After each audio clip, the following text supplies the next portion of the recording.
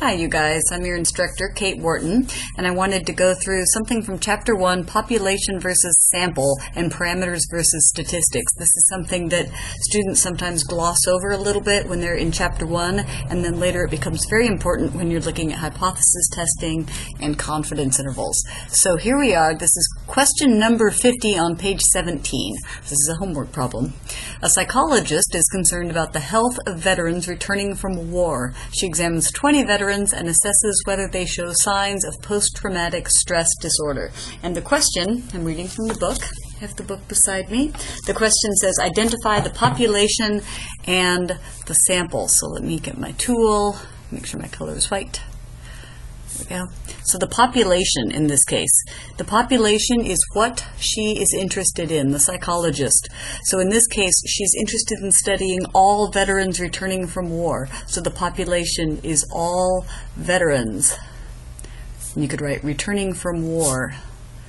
Returning from war, if you like. That is what she's interested in. And what is the sample? In this case, the sample are the 20 veterans that she talked to. The 20 veterans. So I think of it like this. She's interested, I'm drawing a little cloud here, around all the veterans that are returning home from wars, all these people. But there's too many for her to talk to, so she pulls out a little sample, and I'll make it a square to make it different, of the 20. So in this case, this is the population, and this is the sample. Now suppose she measures some number on all these veterans, and let's say, I'm making this up, but that she measures some sort of anxiety. I'm completely inventing a scale here, but she measures anxiety on some test, and she finds that the average anxiety is a 9.8. is the average on this test that she gives them. The question then, is this average an X bar? Is that the sample mean average? Or is it a mu, which would be the population mean? Population mean, and this is sample mean. This is a question for you. So this number, 9.8, if she gathers that number from these 20 people, it's coming from a sample. So we would say the average, that's an X bar, is 9.8 again.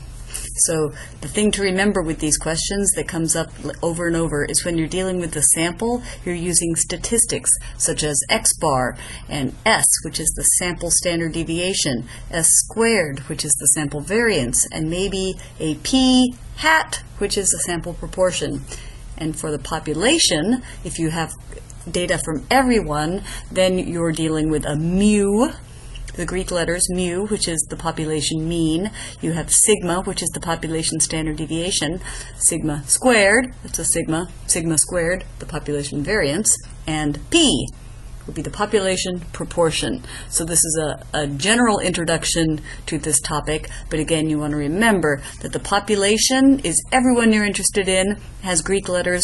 The sample are the people that you actually study, and they have our regular alphabet.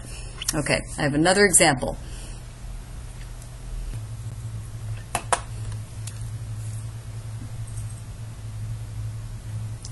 Okay, here's another one. It's question 54, same page, page 17. I'll go back to my pen here. Pen. This is a page 17.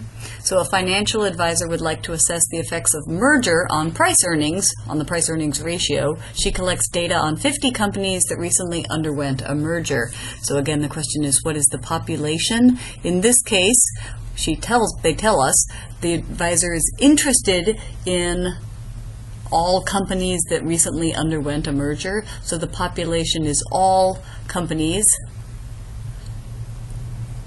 that underwent a merger, that recently underwent a merger. I'm hoping that my handwriting gets better as I do these videos, so thank you for your patience. The sample, in this case, are the 50 companies that she actually measures. That's an O, companies that she measures. So again, the population, here's all the companies that underwent mergers. Gosh, they look an awful lot like the veterans returning from war. Oh well. So this is all companies, and I'd like to imagine that she carefully put these into some sort of statistical program and carefully selected at random 50 to put into her study. So this is the sample.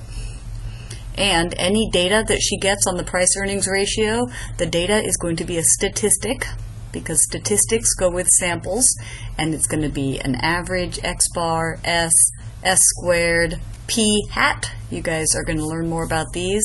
And if she had the population, it would be a mu, sigma, sigma squared, it's Greek letters, and a p, which is not a Greek letter, but there you go.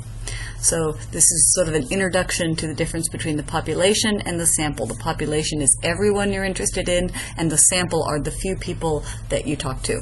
So I'm hoping that helps you out.